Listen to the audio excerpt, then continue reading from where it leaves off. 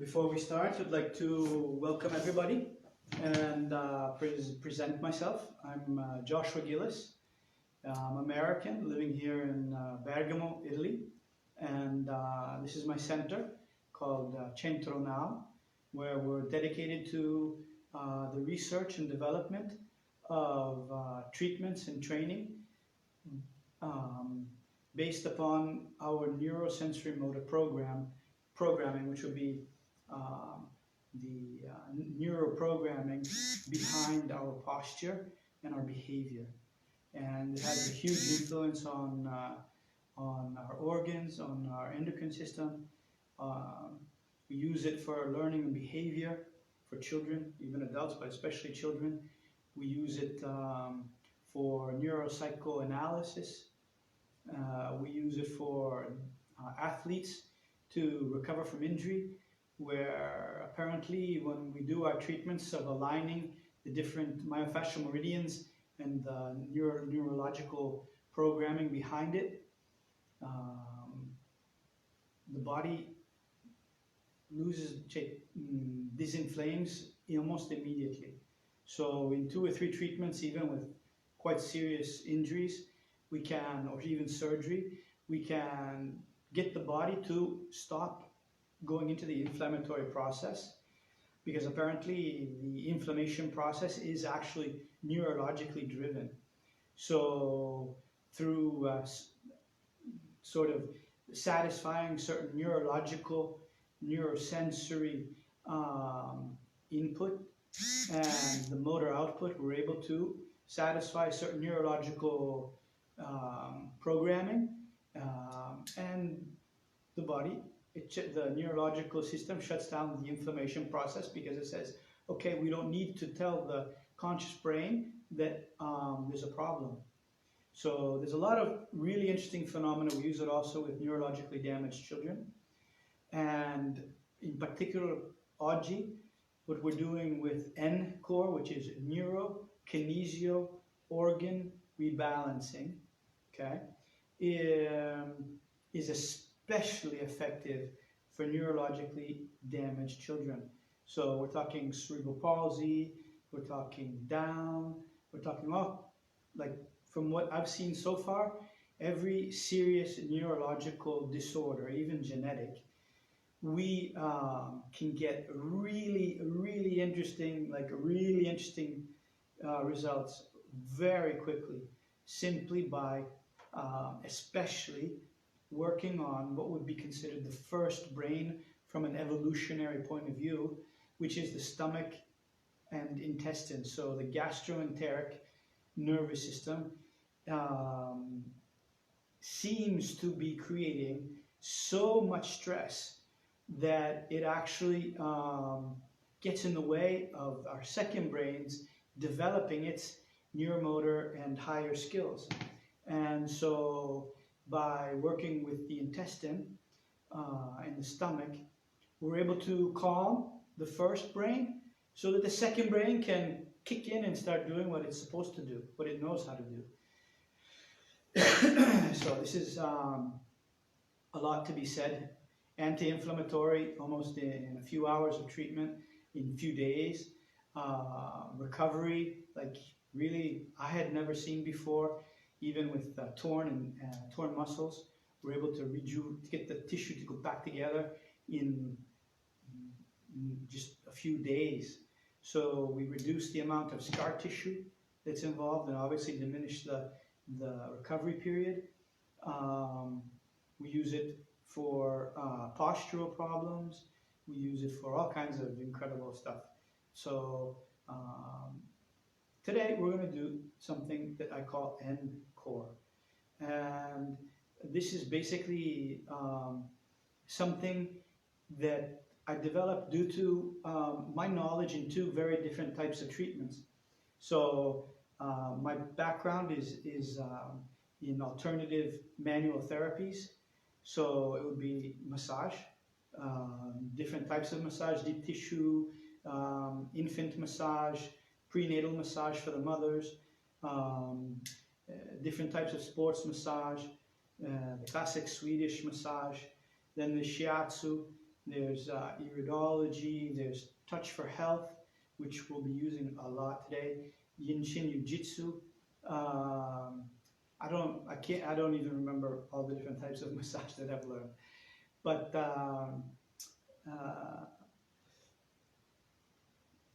putting that sort of perspective of touch for health, especially where this man Tai, who was a chiropractor, put together Asian knowledge of the organs, and he put together with the organs that happened to coincide with the same nerves that were connected to the organ and the muscle, so the nervous connection there, was able to create a really neat system called polarity therapy, or touch for health, sorry, he does touch for health.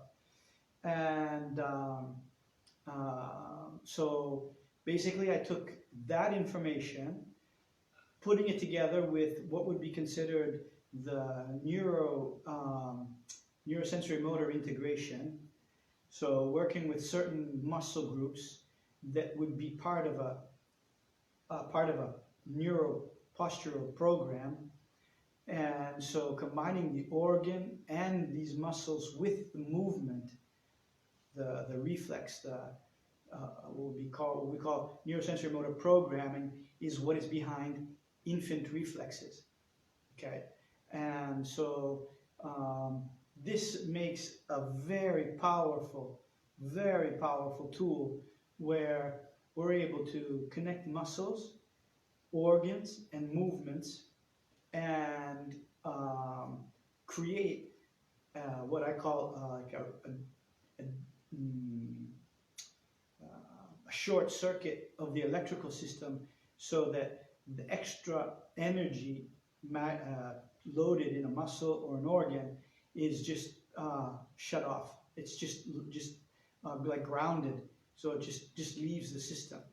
And so I had a question when I was doing this last week, when I was talking about this last week: how do you actually massage yourself? So that's our really big issue today, is how do we connect these sort of muscle groups while we're massaging an organ. Okay, it's not always so easy, obviously, and so I'm not going to pretend that it's easy to do all of the muscles connected to each of the organs. It's, because like we were talking about the liver is connected to what would be the pectoral major, okay, and also what are the intrascapular muscles, okay, especially the rhomboids. So the rhomboids are really almost impossible to get to with my hand, even if I'm not massaging my liver.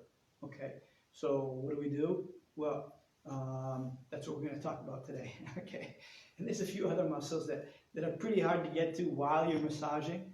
So basically, what we use is like a tennis ball or something else. Actually, give me 2 seconds. I'm going to go get this ball that I usually use. 1 second.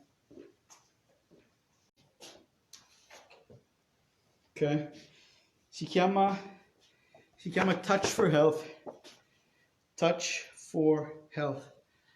Ok, puoi andare su internet e cercare questi diversi grafici degli orari di giorno, tutti gli organi e i loro muscoli principali. Dopo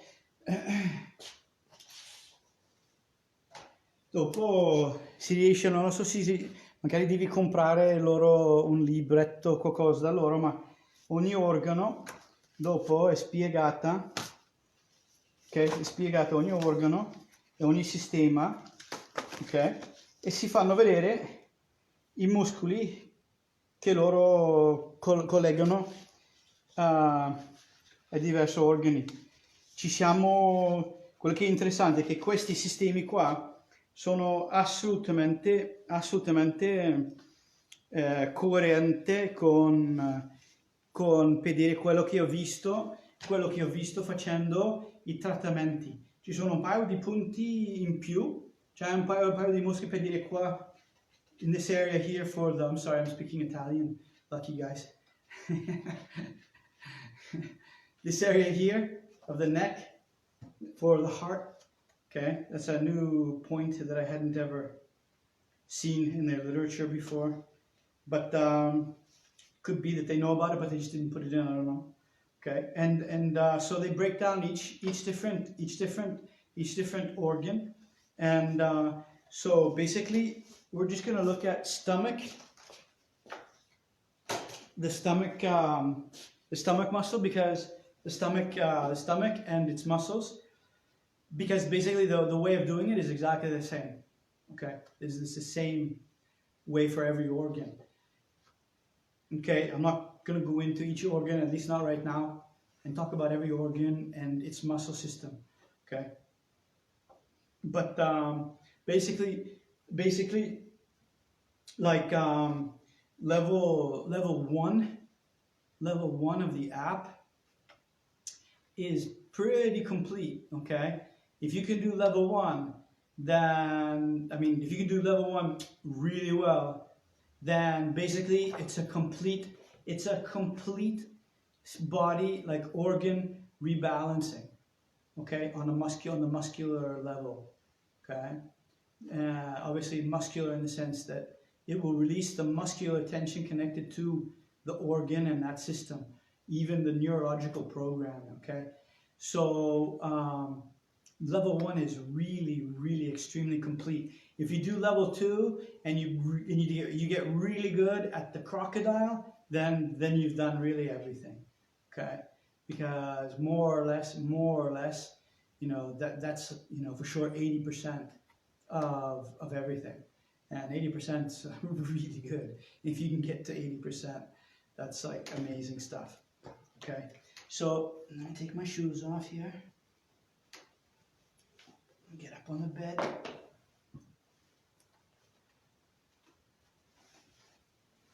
Okay, so basically we have a bunch of muscles connected to the stomach. Okay, so we have what would be the pectoralis minor. So it goes from like inside, like right underneath the collarbone, the scapula. No, sorry, the clavicula. Okay, it's like if you can go in deep there, a lot of people right in this corner have a lot of tension. Okay, that's really normal. Okay, and comes out basically like in a straight line towards the sternum. Okay, and most of the time you can really feel the difference between the two. You can feel it like a division. But if you follow basically like from the shoulder straight line out to the sternum, that's more or less your the muscle, the pectoralis minor. Okay, and then we have what's the clavicula, the sternocleidomastoid. Okay, sternocleidomastoid, which strangely enough rarely has any problems when there's stomach issues. It's very rare. Not that it doesn't happen, but it's pretty rare when the sternocleidomastoid has problems. It's not, for some reason, it doesn't accumulate a lot of tension there. It does in some cases, but very few. One that really accumulates a lot of tension is the levator scapula. Okay, the levator scapula goes from the upper corner. Okay, goes from the upper corner of the scapula. Okay, and it goes straight up and attaches to the base of the cranium. Okay, this is really one that accumulates a lot. And then we have what are like the erector muscles for the spine. So the muscles that go up like on each side of the spinal column, like they go up on each side of the spinal column. Okay, you can see in the picture. Okay, the levator scapula, and then these We call them neck flexors, okay? These guys here. And then we have this guy out here, okay? So what is one of the postures of stomach tension, okay? So let's play with the muscles involved here.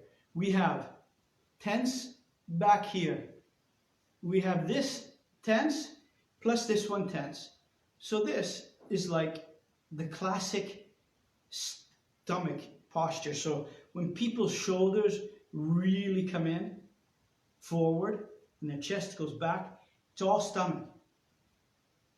Okay, this, and we can also see when we look at it, what do we see?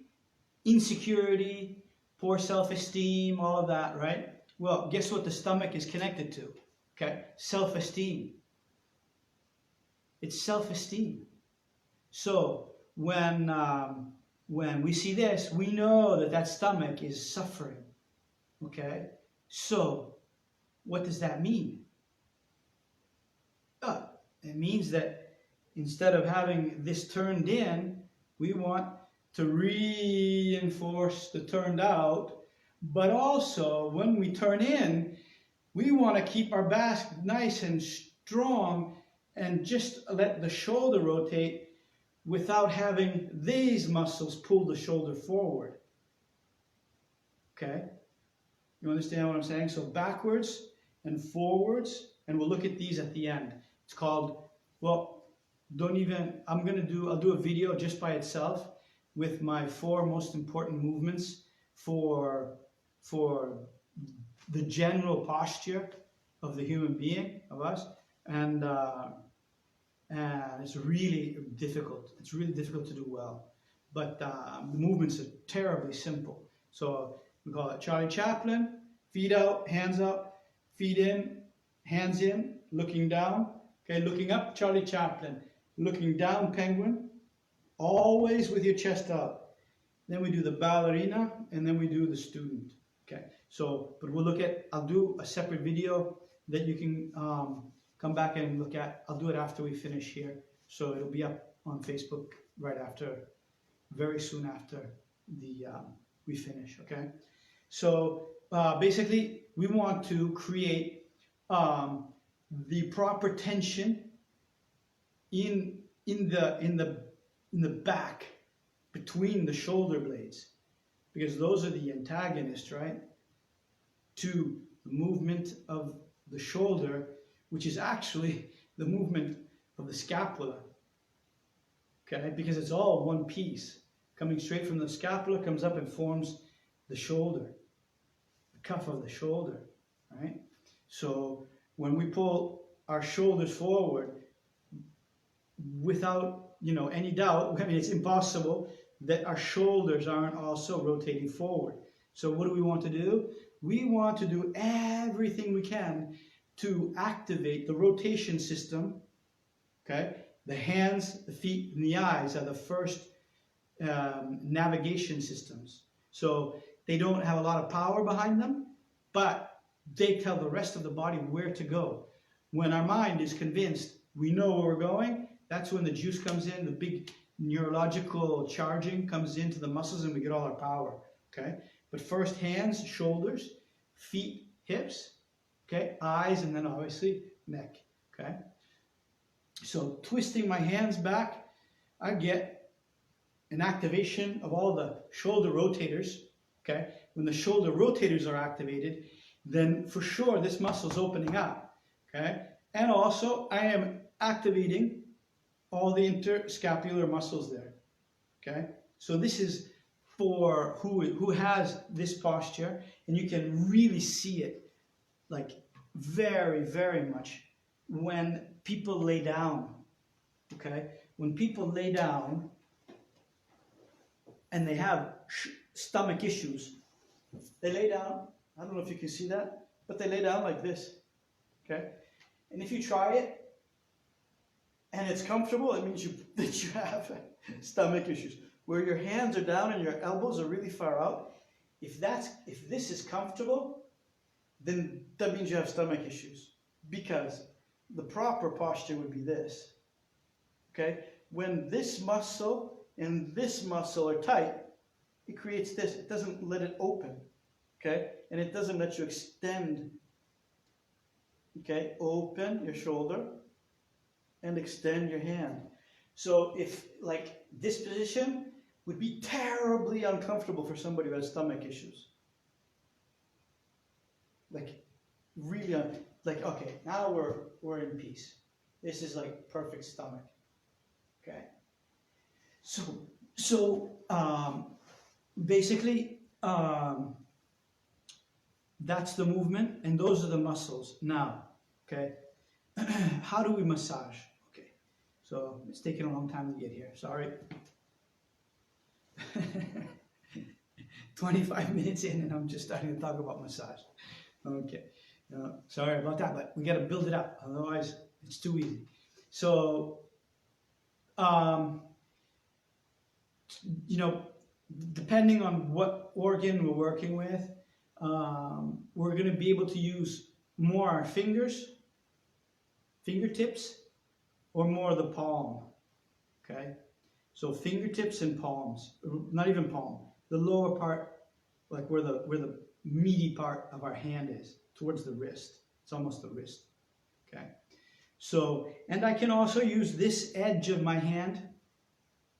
It's rare that I use this part, but very often when I'm doing stomach and liver, okay, I push this part right up in there. I can feel it, but if I can't get in there enough like that, then I just pull out my fingers.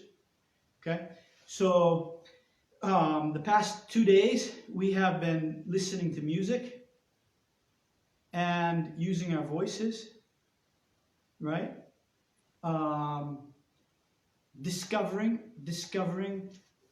different ways in which we can actually relax. Okay, using, if you haven't seen it, it's very important to go back to the, what was it called? So breathing, and then music. Breathing was Monday, and then music, sound, and frequency, right? So if you're not breathing well, then you're gonna have a really hard time relaxing when you get your hand in there, okay? And when you're putting power, when the more you pull, you know, you gotta push, okay? So you can't have pushing connected to and holding your breath and getting tight, because then you can't even, your diaphragm and your abdominals get all tight and you can't do anything. So it's really important to have a very good understanding of breathing, and also to understand what it means to let go of your brain, to let go of your thoughts, to let your body go. And unless you have listened to the didgeridoo for hours or at least 20 minutes, if you haven't really ever sang with, you know, some songs that you really like, and maybe not so been good at the beginning, but then slowly you got into it, then you don't really understand what kind of joy, what kind of feeling that gives to the body, how you really get loose, okay? And so that's something that you can really think about when you're doing this, is breathing, having some good music, okay? Having some really good music, while that gets you into a good relaxed state, and letting that music just kind of like give you a nice shower of frequencies, and feel it going right inside you. And the stomach, okay, the stomach is actually even this high. It really goes up behind the sternum, okay, goes down and like this, okay, but in this area it starts going already behind the liver. Okay, so our really only good area to work is like from just a little bit left of the sternum over to what would be like the turning point of the ribs as they go back. Okay, so this is our sweet area for the stomach. Okay, so I like to start further back, further down, okay? And so there's a couple really good simple muscles to go after, right? Like this. I mean, you can just like hook your hand, you know. So I get my stomach. Okay, I'm trying to relax. I can feel you can feel it. It hurts a lot less when you do it by yourself though. Okay, and then I just hook my hand right here. Okay, now this isn't a massage. Okay, we're not going to be massaging. Okay, what we're going to be doing is what I call ANTS, ANTS, artificial neurothreshold stimulation. Artificial neurothreshold stimulation, ANTS. Okay, what does that mean? It means that if I'm pushing on a muscle, it's sending a signal into my brain. Okay, it's sending a signal into my brain. Organs are muscles, so if I'm pushing down on an organ, okay, it's sending its signal to the brain. Okay, so if we're working with the right muscles, they meet inside the brain. That's where our short circuit comes in, to really just release the charge that's been accumulating in the muscles and in the organ. Okay, so we go in, I guess you can see kind of, okay, my hand disappearing inside there, okay, and then I just go up and I hook the muscle, and all I want to do is just hold it. Okay, I can also do this, obviously, laying down, okay, which makes it even easier to, so the further I'm down in the muscle, in the organ, in the stomach, the closer I want to be to the scapula. The higher I am in the stomach, the higher I want to be towards the cranium. Okay, there is a correlation there. Okay, so if you can feel where the tension the most, then you know where in the stomach you have the most tension.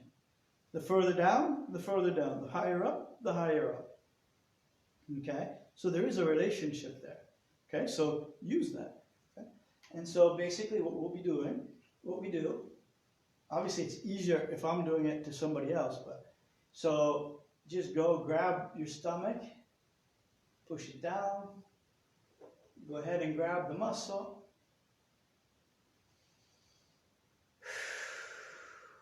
and just breathe and just hold it. Now you're going to feel something happen very quick.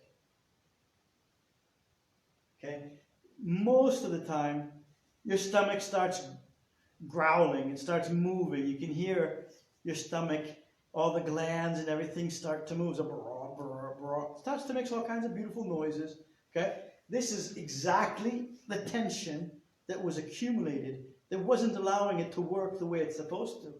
And now it's just letting go. And all the glands and everything are starting to work in the stomach. Okay? So, holding it. And then I go a little bit further up. Now, if you don't feel like one muscle is working, go to the next. Okay? Go to the next muscle. And when we're working muscles, okay? So I'm just going to take my bicep, okay? So when I'm working with the bicep, I don't want to just go straight into the bicep. That's going to hurt, okay? What I want to do is go on the side of the bicep and pull it towards me. See how I'm elongating it, okay? Because we want to work with the connective tissue more than the actual muscle tissue, okay? Inside, it sounds like it's kind of strange, but so, but it's in the connective tissue where it seems that the biggest amount of charged energy is being sort of, where it's not allowing the muscle to release for some reason. So if I just go and pull the muscle rather than try and squash it, okay, we don't go straight We don't ever go straight into a muscle, ever, ever, ever. Okay, if you're massaging, okay, that's great. You go in and you massage, but then you're not crushing a muscle, okay? So when we work with muscles, we find the muscle and we pull it sideways. That way, we're stretching it out. It might hurt a little bit, and it could even be kind of intense. If it is, it should be like really intense, and then within like 5 to 10 seconds, it should go away. Okay? It's very difficult to hurt yourself when you're doing this. If somebody else would do it, it would feel like, doing the same thing, it would feel 10 times more intense, if not 100 times. Okay? There's something that happens when we do it to ourselves. So that tells also a bit about where we're working. So we're working more on the proprioceptive level than we're working on the muscular sensory muscles, nerves. Okay, so if I can really hurt myself if I go straight into the muscle, that really hurts. Okay, that really hurts, and that's not very fun. Okay, but if I go in sideways and just lengthen it, it hardly hurts at all, even though I can feel it stretching out. Okay, you want to be careful. You don't want to hurt yourself, huh? But don't be too shy about working it out. If it starts to really hurt, go back a little bit and just hold it there. Okay? And this is where the real magic starts to come in. Now, this muscle comes up right here next to the bicep. So this is also a really good muscle to work. Sometimes, like for this one, it's not even possible for me to go and massage and do that. So usually what I'll do is my stomach, I'll do the pectoral minor. I'll do the pectoral minor, okay? And then maybe I'll go and grab the levator scapula, okay? And then what I'll do, usually I already feel that it's relaxing. Then I'll just go and grab these guys, okay, on both sides. And usually one of the interesting things we found was that the body has a way of really understanding when very deep relaxation is happening. So when you grab like this muscle here, so you feel this one, and then right on the side, there's this little muscle that goes all the way down. It's called the the brachioradialis. Okay, the brachioradialis. Okay, and so you go and grab it, and so you hold it. Hold it. You can feel how tight it is, and then you'll feel your body just take a deep breath. Okay, that's when you know that on a neurological level, you've released something. The body just takes a deep breath, okay? And that's also why it's so important to have done the breathing exercises, okay, regularly, because then you're really opening up and getting your breathing apparatus working, strong, healthy, and so it can act, it can react, it can, your instinctual brain has access to all of that good way of letting go of the nervous energy that's been building up. Okay, because we all know what taking a nice deep breath means. Okay, but until you've really got, especially like we said in that mini course for breathing up here, when you really get that working, opened up, that's where really the deep relaxation starts to come, oxytocin and all that good stuff. Okay, so remember, when you're doing this, we're not massaging, it's pressure. You just hold it. When I'm working with the stomach, for people who haven't done this very much, what I'll do is I'll wait for the stomach to give me some noises. I want to hear some grumbling down in the stomach. I want to hear some digestion. I want to hear that that movement. I want to hear the blah, blah, blah, blah. I want to hear it before I let go. Before I let go. So this is another good thing that I can tell you. When we're doing these kind of massages, especially on the organs, okay, the N-KOR aspect of all of this, we don't want to push and then let go and then push and then let go and then push and let go. No. I mean, that's great. If you're hearing noises, super. But sometimes maybe you have to wait 2, 3, 4, 5 minutes before it lets go, okay?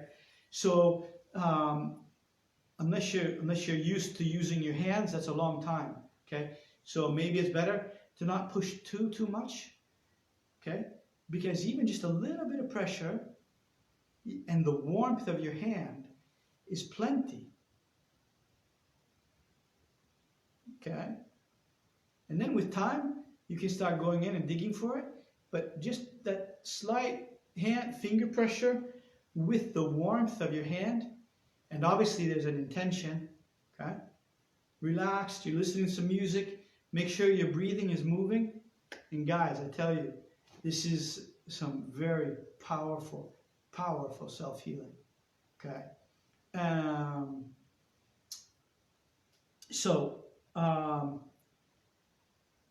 Like I said, level 1 is the most powerful tool for stomach, okay? But even liver, even liver, and when you're working with your triceps, we have the, it's called in English, the spleen. We have this, I'm sorry, no, the, spleen is up here. Spleen,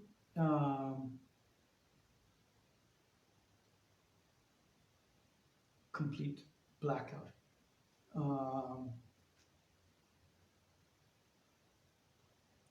Milza is what it's called in Swedish, milza.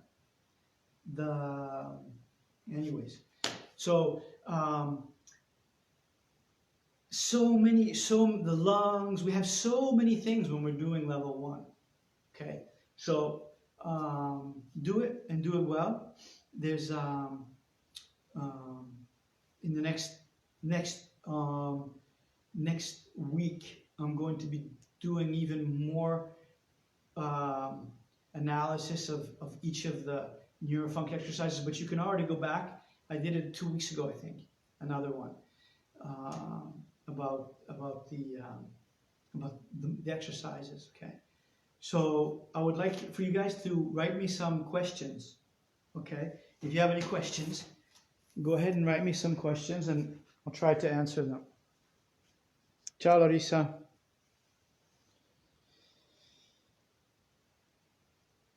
Ciao running for far. Juicy, hello. Francis, hello. Who's this? Maria. Hey guys. Milza, spleen, no, pancreas. Pancreas.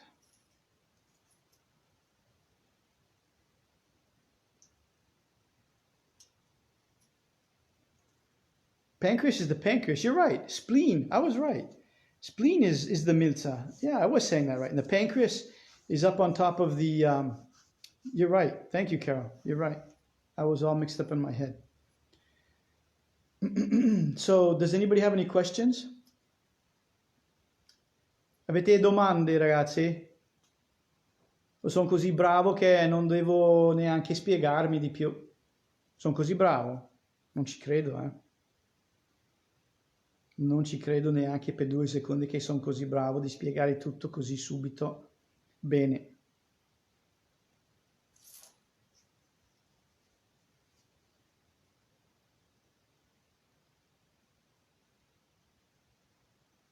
Vabbè. That's it then. So, okay.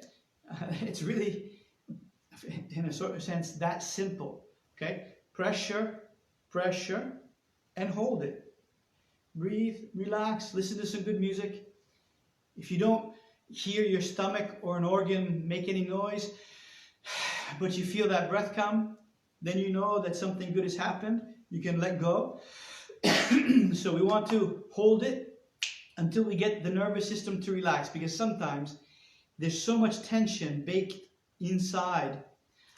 up inside the system that it doesn't want to let go that easily. Okay, so sometimes we have to be just more obstinate than the organ or the muscle. Okay, and so, patience, relaxation, hold it, breathing, and just wait. Patience. Give your body time to release. Because depending upon what it is that's actually behind this tension, this organ tension or muscular tension, there could be a lot of even emotional stuff behind it. Okay, and remember, every organ has emotions behind it. So don't worry if this sort of, in a sense, this dam, this tension doesn't just fall away immediately. Maybe there's so much water behind the dam of all this emotional stuff that it needs to let go slowly. And that's, we don't know. Okay? Every one of us is different. Rarely do we actually know ourselves very well. So give yourself time. Be kind, because that patience and that tenderness, but the laser focus of, I'm not giving up, but I'm not going to fight either. I'm just going to hold it and hug it and cuddle it and just love it to death. Okay? Literally. Loving that stress, that tension to death, so it goes away. It lets go. This is what we're doing. Okay? So we're not going in there, we're going to pound it and we're going to squeeze it and, no, that's like not going to get you very far in this world. Okay?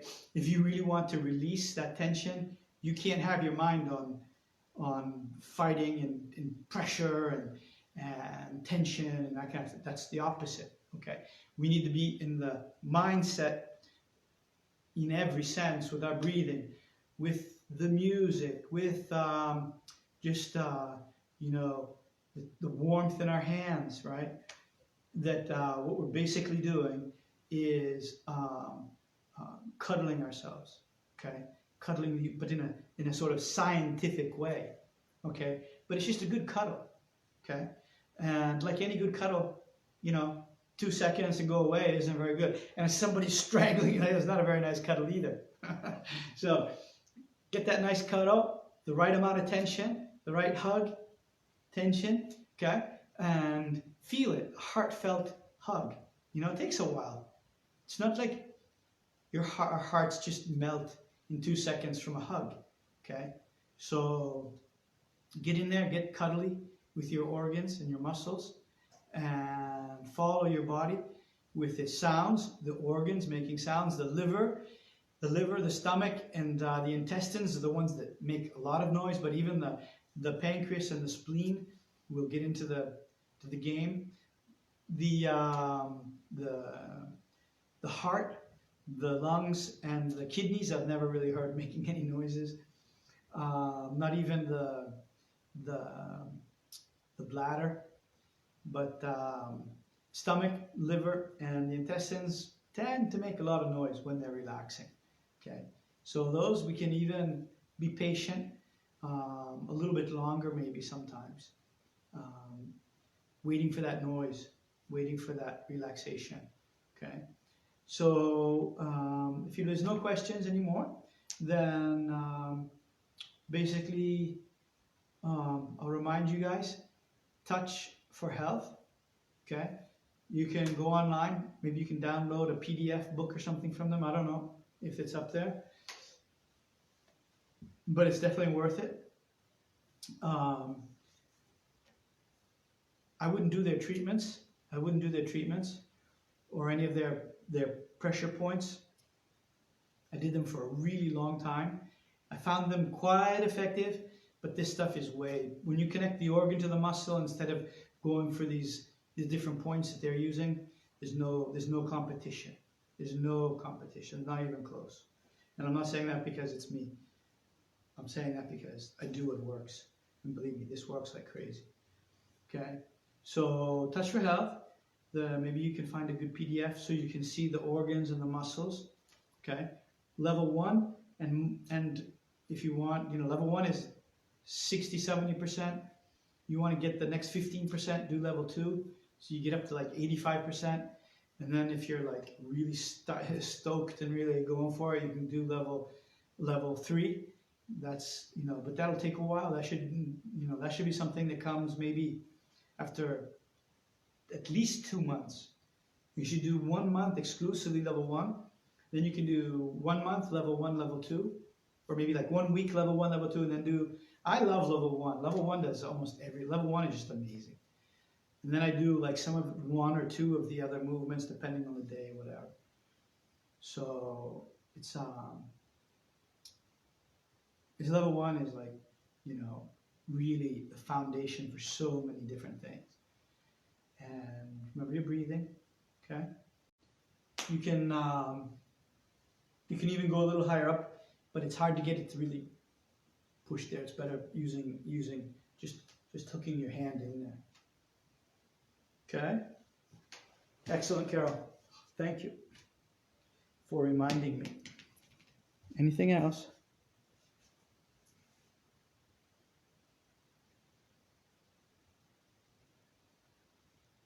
Okay.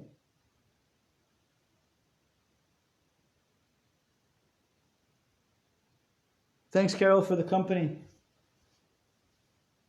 Okay. Is that okay?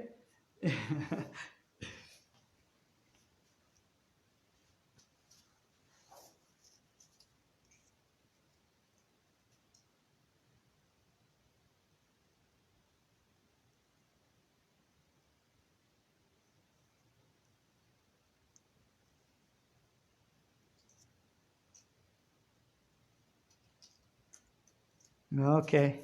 Take care, guys. See you tomorrow.